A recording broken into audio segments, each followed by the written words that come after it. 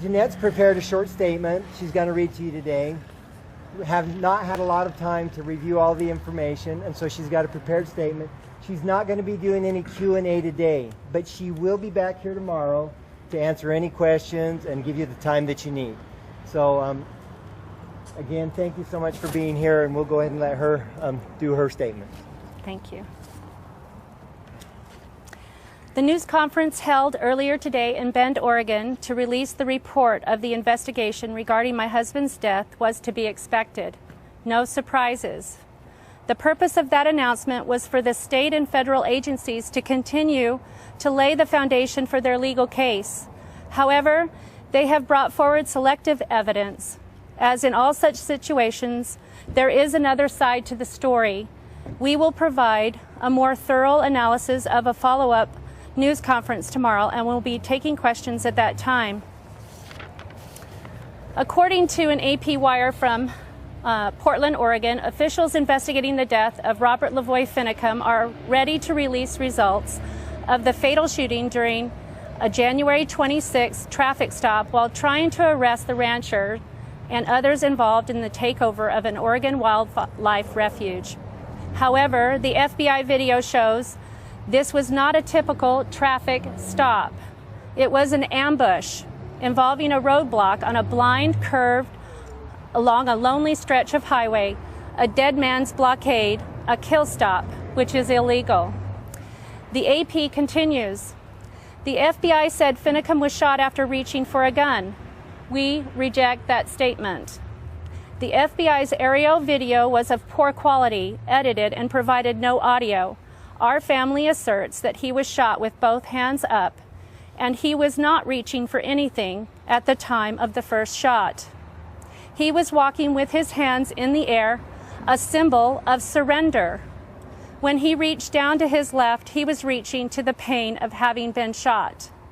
I can hardly believe that a team of qualified law enforcement officers could look at the facts of this case and say that no criminal laws were violated.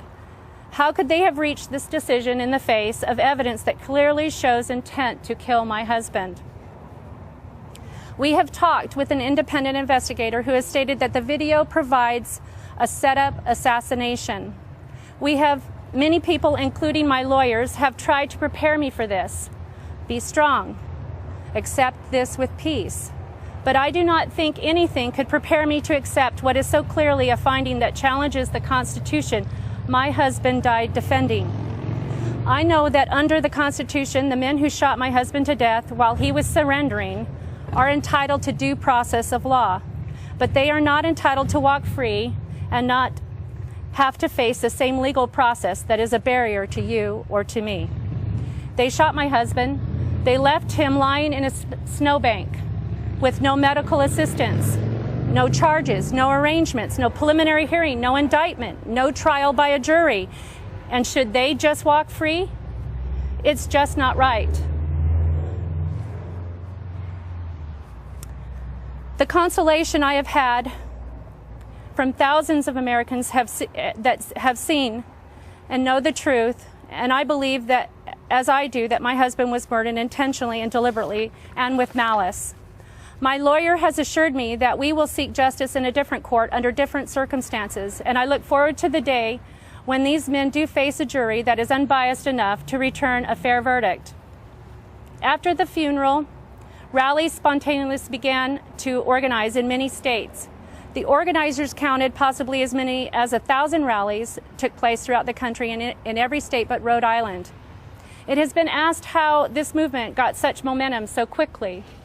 When Americans heard the details of this story and how these American patriots who have no criminal record and who have stood on the same interpretation of the U.S. Constitution as Justice Scalia have been treated, the actions of law enforcement and the FBI have shocked the conscience. Our Supreme Court has set as the standard guideline for practices of law enforcement that are unacceptable to our society as those that shock the conscience. A dead man's blockade with the intent to kill shocks the conscience. Shooting to kill with both hands up shocks the conscience. Violating the Eighth Amendment, cruel and unusual punishment by placing Americans with no criminal record who are apparently guilty of defending the U.S. Constitution and the overreach of federal authorities into solitary confinement and then removing their constitutional right to bear arms are two examples of how elected and appointed officials in our court system, legislative body, and in the law enforcement are violating the rule of law. The Supreme Court has referred to solitary confinement as being violently insane. The court has recognized that solitary confinement tortures our human brain and diminishes our God-given strength to overcome obstacles. Solitary confinement is a form of torture that often drives the incarcerated mad. Last year, a Supreme Court justice wrote a concurring opinion that described the history of solitary confinement, saying the practice bears a peculiar mark of infamy in its ability to shatter the minds and spirits of their prisoners. Who are we? We are outraged that men and women who have no criminal records and who pose no threat during the protest in Oregon are being treated as mere animals. The American people are outraged at this inhumanity, this brutality, this barbarism by the courts and law enforcement. It has created a new American awakening from both the left and the right. It shocks our conscience, and that is why around 1,000 rallies spontaneously organized in support of my husband's assassination and these patriots who are being held as political prisoners.